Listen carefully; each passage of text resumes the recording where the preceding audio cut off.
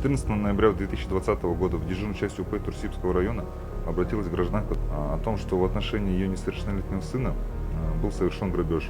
Трое лиц азиатской национальности в возрасте до 30-35 лет, представившись сотрудниками полиции, находясь в роще Баума, под угрозой применения физического насилия открыто завладели его личным имуществом. Нами была создана следственно-оперативная группа, направленная на установление и задержание подозреваемых лиц.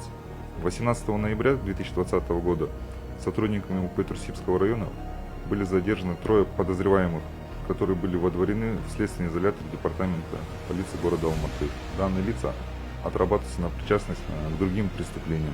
Просим всех лиц, кто пострадал от рук данных преступников, обратиться в дежурную часть УП Турсибского района, либо по телефону 298 5402, 298 5408. За что задержаны? Задержан за грабеж. Совершили в роще, я подошел к молодому человеку, остановил его, договорились с полицейским и забрали телефон. Ранее судьи? Да, По какой статье? Хулиганство и грабеж.